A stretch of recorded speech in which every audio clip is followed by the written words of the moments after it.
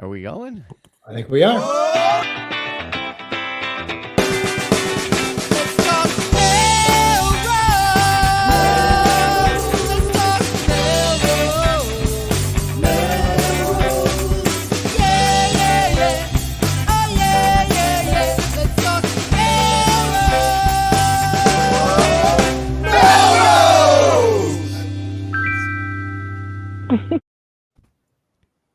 Good evening, Melrosians the world over. I'm Tom Catalini. I'm Sam Hammer.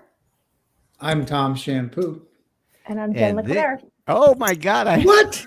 Already? Jen has become so timid that I almost cut you off. You used to be in the number 2 spot, and things ran like clockwork. And I've been demoted.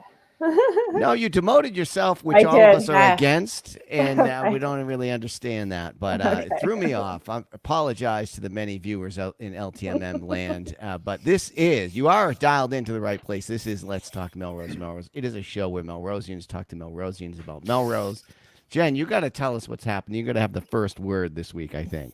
Oh my God, really? I don't know why that is. But happy day after Halloween, everybody. Did everybody have a good Halloween? I felt like it was super, super fun. It was a beautiful, despite the fact that it was a Monday, it was such a beautiful night out, and everyone was like back and outside and happy to be out in the neighborhoods. You didn't have to distance or create some weird like shoot of candy out your second story window to get it to the children. It was really good old fashioned smash and grab. Right. As the resident weather person, I think it was 2 years ago, we had 4 or 5 inches of snow like the day before Halloween. Remember they were thinking about canceling or postponing Halloween. That was all the rage.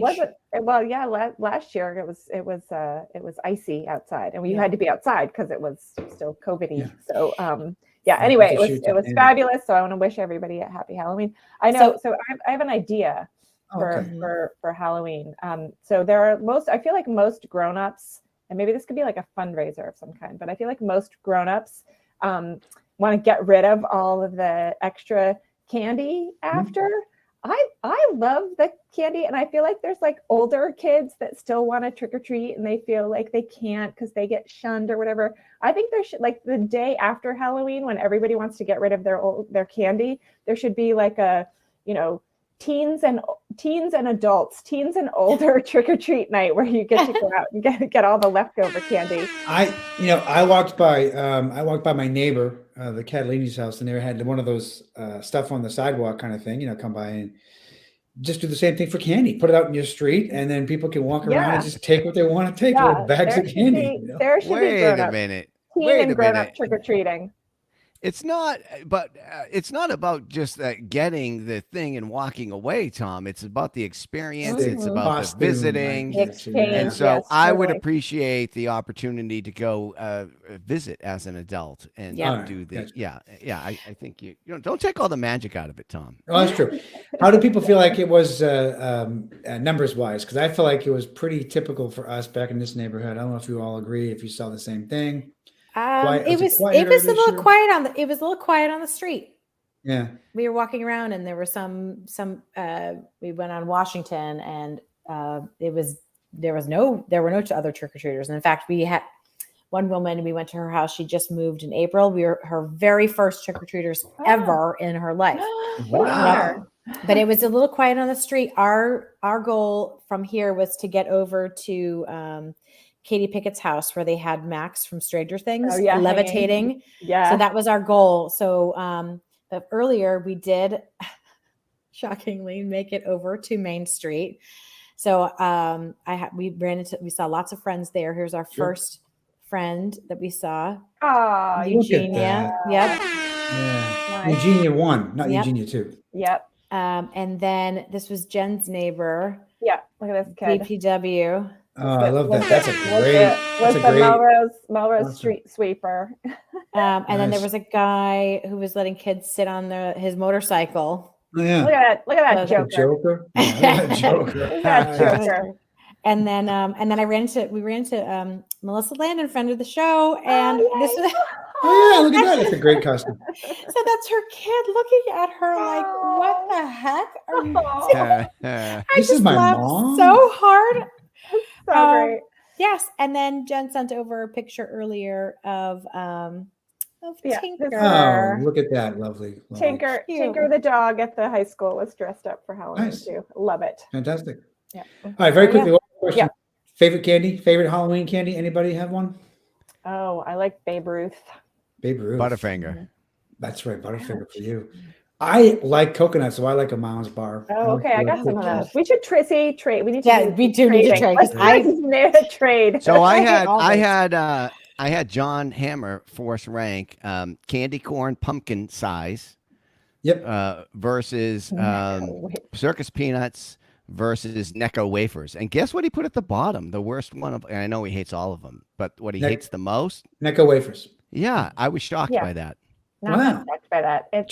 John's a complicated guy. John's a complicated guy. He's right. That is the bottom. They're terrible. No, that's near the top for me. That's a near perfect. That's a near perfect candy. Of chalk.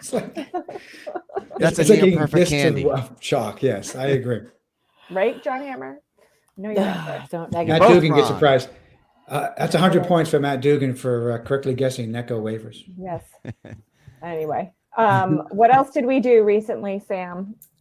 We are the coolest early voters ever. All right. So I want to put something else in. Can somebody else talk? Because I need to put something in. Okay. Okay. Yeah. So has anybody taken advantage of early voting? You guys voted yet? I'm going tomorrow. I think tomorrow's my day. Yeah. There we go. Look at that. Nice. Adorbs. It was a breezy day. Yeah. So it was seamless and fun and friendly, and we made a new friend down there. The election volunteers, Sharon Macron, right? Was her name? Macroni. Sorry, Italian. She was Italian. Sharon Macroni. She was hysterical. Yeah, we should have her on the bench for LTMM because she was. What time did you guys go? A time of day? Was it midday? Like lunchtime? Yeah. And was it busy over there? It was a steady stream. Yeah. Wow, good. I'm going to head over tomorrow. So that's good to hear. Yeah. So it was easy, convenient, and fun. Yep. Sharon is a fan of the show, and she was shocked to see that not only do we do the show together, do we vote together, and our street names are very similar. So. Oh. So hi, Sharon. Hi, Sharon. Oh, Sharon, sorry that I missed you. I just walked down to the mailbox, slipped my mailbox. Oh, yeah. Nice. Well, whichever way you vote, get out and vote. If not early, vote on Tuesday. If not early, late. Either way, just vote. Save it to the last day. I didn't say that. I was saying if not early, then go Tuesday and vote. People can do that as well. Yeah, that's right. You can vote anytime you want. Anytime you want. But watch the time though, right, Tom Shampoo? Oh, good one. Yes, right, you got an extra hour to vote this year. Extra hour to think about who you're going to vote for, what you're going to vote for. It's 4 questions to decide. There's lots to do. Don't forget to put your clocks back an hour, and the overnight Saturday night just coming up weekend. We've got fall back, as they say. So an extra hour sleep for people who are looking forward to that. Mm-hmm. Well, if you're into that sort of thing, I like to put that extra hour to work. I like to reflect on my time, over since daylight savings began, and plan for the new section of the year until the next daylight savings. Get everything in order. Right. Change all your watches and your clocks and everything in the house. Right. Yeah, wind everything up, wind everything down. All right, I think it's time to move on to the news. It sounds like the news time. Let's wind on to the news.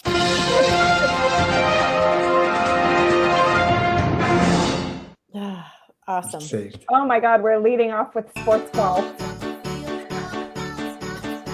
I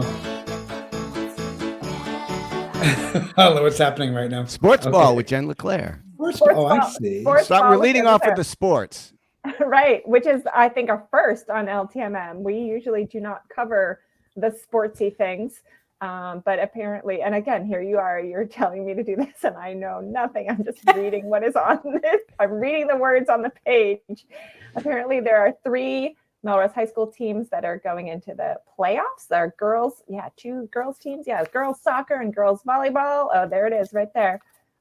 Boys soccer and football, it says probable. So Probably. So we're gonna be running the numbers here on LTM. We're doing it over under. No, I'm just kidding. So that looks good for them, for the football team too. So congratulations to all these. That's a lot. That's like what do they call it? Trophy Town? No, Title Town, Boston. See, I don't know. And that's Sports Ball with Jen Leclerc. Title Town, Melrose. No, these kids work really hard, and they're all athletes, and they work really hard. And congrats to them and their coaches for leading them to for this like super successful season. Yeah, it's awesome. We joke about it, but it's really awesome. Yep, and congrats also to their cheerleaders and also to their bands. Yeah, the band as well. So yep, congrats to the band. They just had their final competition last weekend, so their season is pressure-free.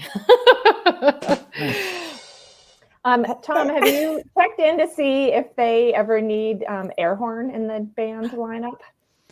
So I signed up to interview, and it's odd. I never got the call back. I was checking my spam folder. I was checking, so weird. I deleted all my voicemail, make sure the voicemail box was empty, and something was wrong. I don't know what happened. They missed it. Yeah, we missed that opportunity. Someone's going to get an email.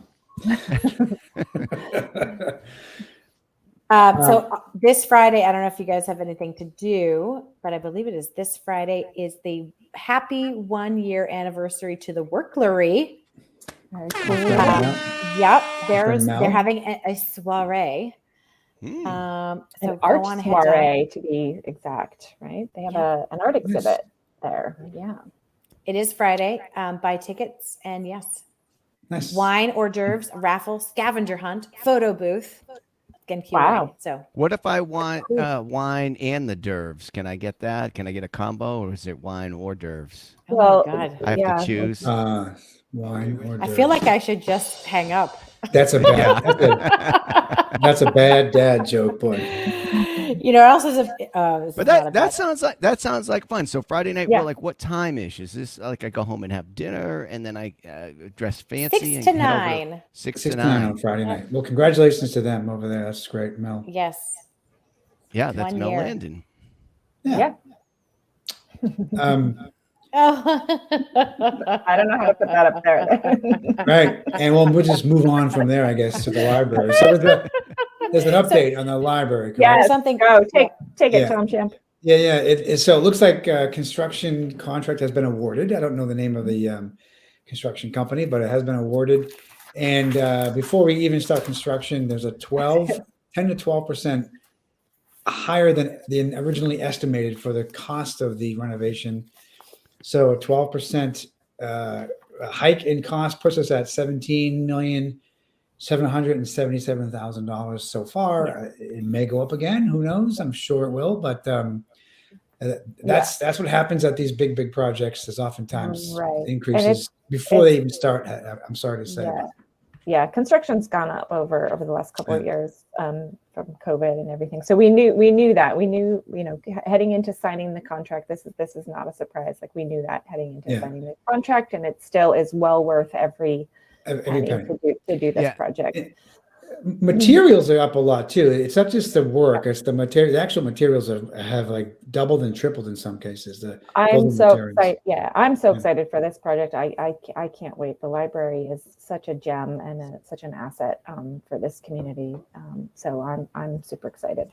Yeah, I think this is a game changer. I mean, sorry, go ahead. We talked about this before. I mean, they have the stats on like the amount of citizens that take advantage of the library and its many uses. And we talked about that and what the new building is going to offer in terms of places to gather, more natural light, all this. Mm-hmm. It's a game changer for the community, I think. I can't wait for it to open. You know that Jim and Marjorie on WGBH broadcast every Friday from the Boston Public Library too. So I'm sure they're also, the construction costs must be higher because they're building out the LTMM studio. The wing. I'm sure. Yeah. Right. The MMTV. Yep. Studio. With the glass, so we can see all the people. Yeah. Right. Mm-hmm. So that might be part of it. So that contract has been signed, but we still don't have a signed contract with our teachers. I'm sorry. So, And so we're going to see how long that goes on for. Hopefully not too much longer, as everybody loses patience. We need to keep the buildings running smoothly. What do they say about the progress on those negotiations? Because there was quite the demonstration downtown that we talked about on the show. There seemed to be some material issues with regard to the facilities and all that, but I don't know what the issue is with the contract. Is it about salary? Are these the negotiating points, staffing levels? Like, what is it? So I think yes, and nobody's willing to show enough of their hand because they don't want to show their hand, essentially. But it is about proposed and adding time to the end of the school day with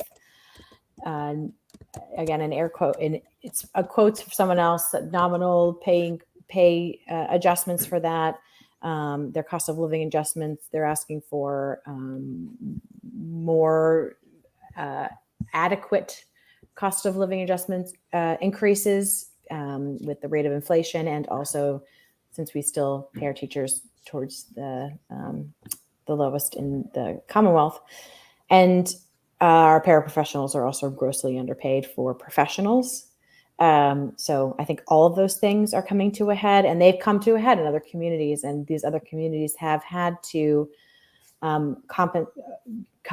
figure out how to put several millions of dollars into the budget to satisfy the teacher's contract. Yeah, right. Malden seemed to get settled rather quickly. I mean, you don't hear about it till they're out on strike, and then it gets settled. But I guess there's also a case for maybe not losing track of a couple of $1 million so that you maybe could right contract. that would help. The last school committee meeting last week during the show, there were two speakers, two non-staff members on the people of Earth, people of Melrose were on there. And I think they both made some excellent points. So I would definitely recommend going back. But one gentleman actually quantified how much it would actually cost to increase our staff salary to a more appropriate wage. And it was in the several millions of dollars. So I think it's time we either make a commitment to our education and our teachers, or not make it a priority and not pretend. Yeah. Right. Yeah. I mean, this is where the financial news and the drama around that is not helping that conversation. So, how are you going to get the community to pony up more money when after that experience? So, that's the problem with that. I don't know. Mm-hmm. All right, we have a special guest here, so we got to get cranky. We do. I know. But we also promised, though. So I can take this next one. We also promised a shout out and a mention, another important and fun event coming up. Our Chamber of Commerce, Stephanie Nelson and the Chamber of Commerce are killing it this year. Not only do they pull off all the signature events like Halloween and the other things that not Halloween, but trick or treat in downtown that we know and love, but they're hosting a job fair tomorrow at the Knights of Columbus. It is from I believe 1 to 5 p.m. It's free, so head on down and check it out, and check out see who's hiring in Melrose. The commute will be great. Yeah. And also, so the rest of this list, I'm going to say it really fast. Saturday morning is Keep Melrose Beautiful. Saturday night from 7 to 10 is the permanent at the High School Permanent Scholarship Fund wine tasting. Mm-hmm. Saturday also in the evening is the opening 105th season of the Symphony Orchestra. Doors open at 6:30, and they're featuring Black composers. Mm-hmm. And all this can be found in this fantastic, full of information newsletter that comes from the Melrose Creative Alliance. So here is the air horn, Tom. Thank you. So there's the link directly to your mailbox, and there'll be a website coming soon. So all the things. All right, let's get to our special guest. Yes, let's do that. Who's handling the introduction? Sam? Oh my goodness. The walk-up music. Yes. Music. There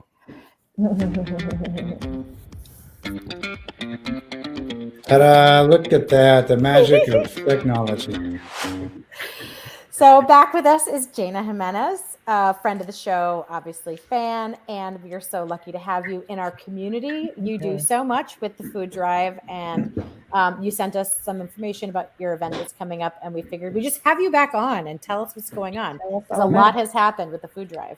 Yes, and we also featured that in our newsletter too. So we don't miss anything. You don't miss much. We don't miss much in that thing. So yeah, tell us what's going on. I can't believe it's been almost 2 years since we started. It's almost to the day. We started November 14th of 2020, and our event is November 12th. Isn't that cool? Wow. Happy Nice. birthday. Yeah, happy 2 years old to us, right? Terrible twos. How are you going to misbehave this year? Well, that makes me feel better. Right? Let's remind people about the origin story and what the food drive is. Mm-hmm. Yes, let's. So the food drive, if I had to sum up our mission in 3 words, it would be, we drive food.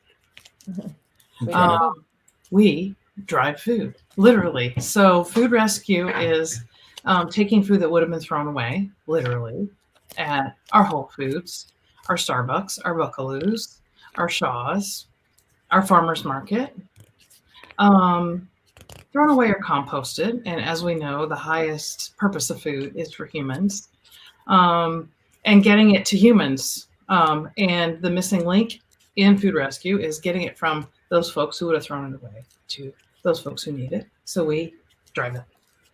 And in a lot of communities, there isn't anyone to drive it, which is why it languishes in compost or trash.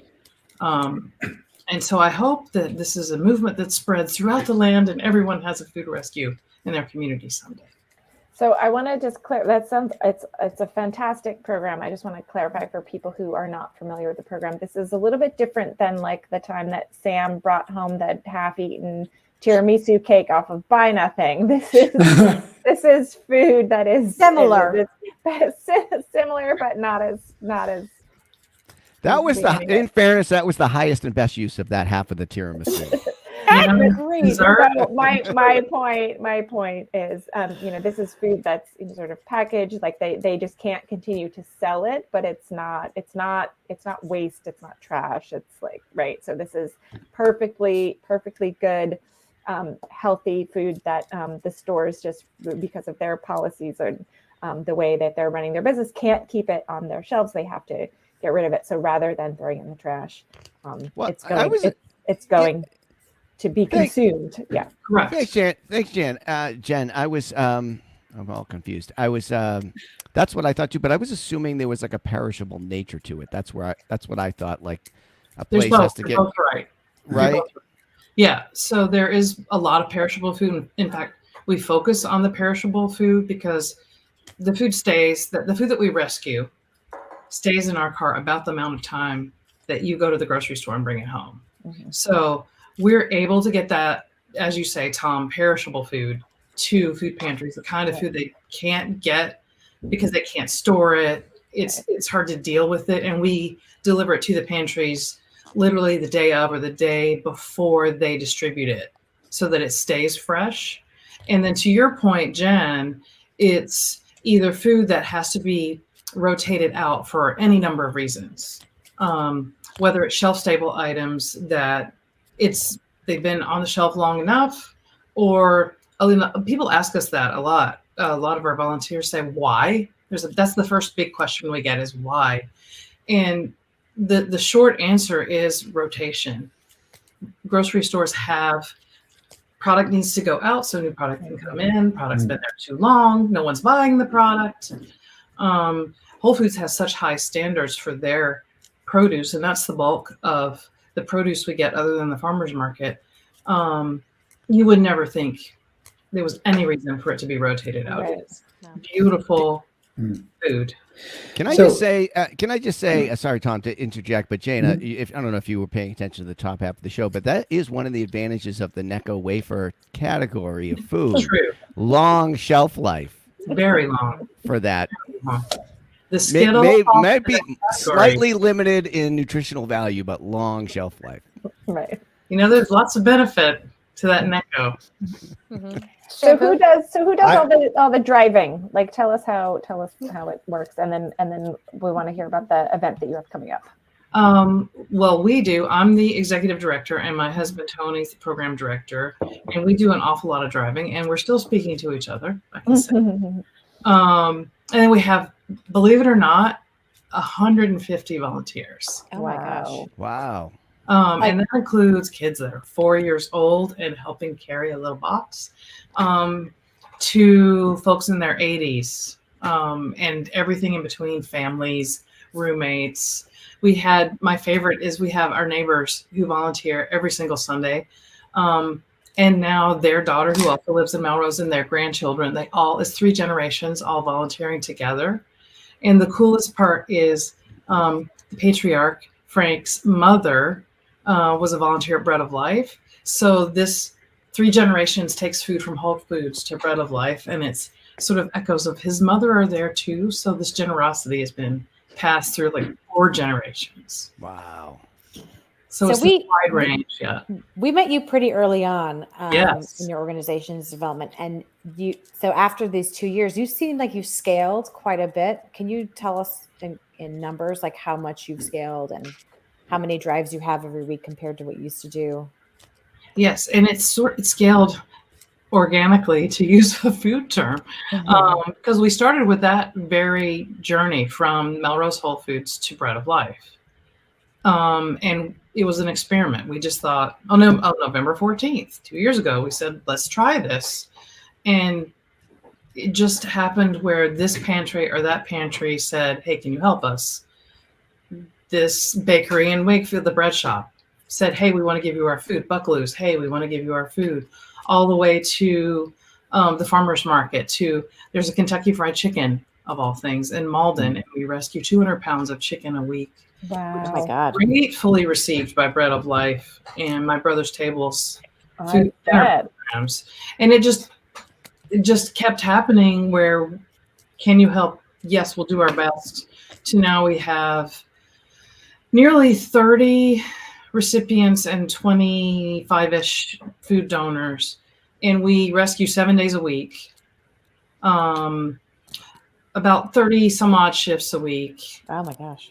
And I always say we have just passed a couple of really big milestones, but I always have to say that people are more important than the milestones. So we've gotten to know a gentleman at the Steel House, and we always make sure he has his tomatoes. And that's more important to us than the numbers. So I preface our exciting number of, we recently passed 400,000 pounds of food rescued. Oh which is 200 tons. I didn't know what a ton was till I started doing this, which is 2,000 pounds. Didn't know that. And that also equals over 1 million pounds of greenhouse gas emissions prevented, which is astounding. Can I also add, you were last on the show on episode 80, and you had 75,000 pounds at that point, that milestone, which we, for some reason, figured out was equivalent to 195 moose. 195 what? Moose.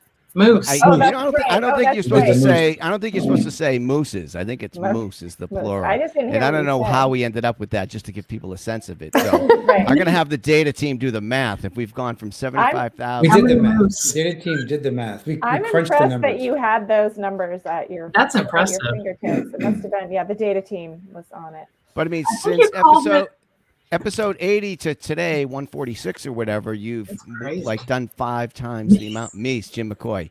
Jim McCoy, fan of the show. We met at one of the events downtown. Future guest. Was it the stroll? No, Victorian Fair. At the Victorian Fair. Yes. Hey, Jim. How many meetings does it take? Fill a truck.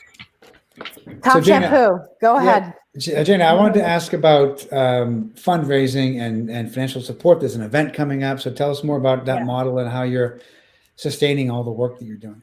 Oh, that is our very first fundraiser. We're really excited. It's going to be at the beautiful Memorial Hall. And the point of it, obviously, is to raise funds for our work. Since we're a baby toddler organization, we're doing our best to make sure we have sustainable funding.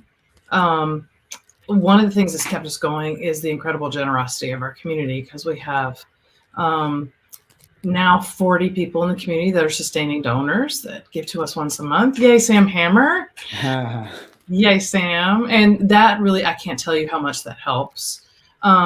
We've been applying for grants and starting to see some excitement and momentum there. And then this fundraiser is both awareness of who we are. It's enabled us to have a lot of conversations that we wouldn't have had, which is very exciting. And then obviously to raise funds, but also to reflect our mission, because the event is about food and community and sustainability. And we're going to do our best to celebrate all of those things. It's November 12th, next Saturday, 7 to 10. Get your tickets at thefooddrive.org. And where is it going to be? Memorial Hall. Memorial Hall. Excellent. Casual attire, Tom. Casual. And a cash bar, though. Harvest attire. Yes. So Casual. who's going to be there? What are we? So- It's going to be for foodies. So who's going to be there? Bobby C's Ristorante, Buckaloos, Giacomo's, Kindred Crepes. I'm not familiar with that one. You will be. Yes, you are. You just don't know that you are. This is the coming out party for Kindred Crepes, I believe. Yes. Oh, wow. 2 wonderful Melrose folks, Heather McDonald and Becky Gray, have just started a crepe cart, and they have been so generous to donate for the evening. We are so excited. Oh, that's exciting. What about Mimi Dumplings? Oh, Mimi Dumplings is a farmer's market. So all the food establishments are either in Melrose or affiliated with Melrose. And Mimi Dumplings is a farmer's market vendor. And the 2 owners, May and Irene Lee, are very, very dedicated to preventing food waste. They have an anti-food waste website. And then Irene Lee just won the James Beard Award. So we're so fortunate to have their dumplings that are. Wow. Mexico Lindo, top is $5.29. Turner's Seafood. Oh my goodness. Dessert and coffee, Fabian's European Pastries, Starbucks, Sweet Spot, Yara Chocolates. Wow, you got everybody. There's going to be music there. There's a jazz duo performing music. This is amazing. Those are 2 Melrose residents, Bruce Gertz and Giovanni Moltani, both of whom live in the Highlands over here. Mm-hmm. And they're both Berkeley professors and incredible musicians. So I can't wait. And do you have a live weekly TV show crew there at all? I hope so. Please. Well, I'll be there. We'll make sure for sure. I'm gonna be I hope you'll cover the event while wearing your jeans. Yeah, live stream it, Sam. Mm-hmm. No kidding. Easy peasy. Cool. Right. Yeah, can't wait. I'll be there. Awesome. Mm-hmm. So you mentioned I'll be there, and I'm coming hungry. Good. And better with all that. I mean, this is the best of Melrose food, people. Yeah. It's amazing. So yes, and thank you for putting it together. I'm excited. You mentioned very, very briefly that you've been applying for grants and receiving grants. I did see that you had one of those big checks from the city of Malden for $25,000. Yes. Wow. That's a lot of money. We were very fortunate. What did you need it for? The city of Malden receives about 1/3 of the food that we rescue. About 1/3 of our programming is concentrated in Malden. Obviously Bread of Life, but also housing families. We have a couple of motel shelters we support there. The Malden Warming Center, a wonderful program I know you support, also Stan. And that was ARPA funds because we started during the pandemic, and ARPA funds are one of the many uses of ARPA funds is supporting food insecurity and folks economically affected by the pandemic. And certainly food insecurity is one of those things. So we were very grateful to the city of Malden for supporting our work that way. So with a check, like, I think I know what you were hoping for, but what in your organization, like, what do you put the money towards? Besides gas. I was going to say. $1,000 gas cards. Yes, gas right now, and recruiting and managing those 150 volunteers. And you should see the number of bins in our basement that hold and transport food. you should see the scale that we use to weigh the food. I mean, there's all kinds of crazy equipment we have because we need to track, but we also need to care for the food as well. Right. A lot of it is time in this puzzle. Food rescue is such a puzzle because it's not only rescuing the food, but then making sure it is paired properly with people that need it most, closest, and getting it to them again when it's well cared for, and that it's food that it fits with their needs. I always say you would not bring a turnip to a motel shelter because you cannot use a turnip at a motel shelter or an eggplant. But the ladies you can use that KFC though. You can. I'm sorry. Say again. You can eat that KFC though. Sure can. Or beautiful prepared food or cut up fruit from Whole Foods. But we certainly have heard the eggplant parm recipes of some of our neighbors at the Cephalo or Steel house. They love the eggplant and the turnip. So it's really important to get the right food to the right people at the right time. In fact, we spend a lot of time then going back and closing loops. At Servant's Heart Food Pantry, on their distributions Friday, on Saturday morning, we come and get everything that wasn't taken because theirs is a choice pantry. So everything that wasn't selected by their guests, we bring to yet another pantry because we don't want to. We want things to not be wasted. So not to deliver, to go into the trash. So anything that's unused, we then try to give it a home. Wow. On down the line. It seems to me that it's also an amazing model because there are places that wouldn't normally have access to this kind of food, but now you're bringing food to these destinations like the motels and other places that are in need of it, but aren't necessarily on the front lines of providing food like that maybe. So this is really, really terrific to see that. Yeah, right to the lobbies of low-income housing so that there's not that stigma of, oh, I'm going to a pantry. I have to go there, Out. It's such a logistical, like you said, you called it a puzzle. It's such a logistical challenge. It's like a fine-oiled logistical machine, but also, the human touch that's behind it. You can't do this without the human sort of awareness and compassion and empathy that you bring to it, the way you were talking about, knowing what different people need. And you talked about the guy needing to have his tomatoes, and so kudos. It's it's great for that reason too. Thank you. Thank you for helping us spread the word. Oh gosh, look, you got the signature of being organized from the lady who knows most about that. She wrote the book on that. Right. I might cry. That organization. Wow, Shout no out kidding. to Kathy Vines. Wow.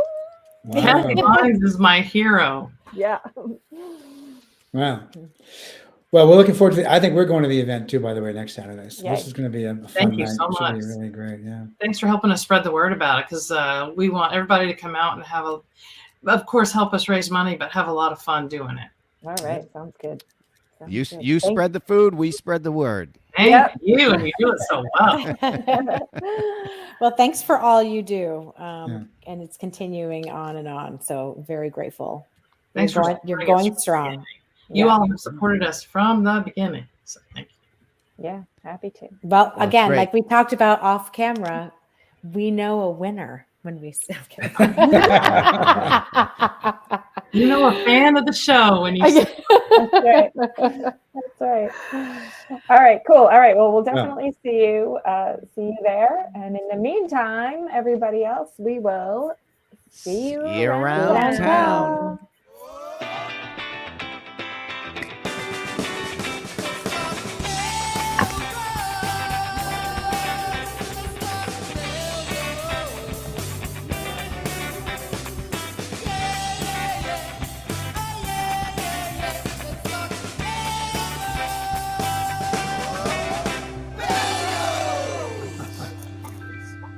Come get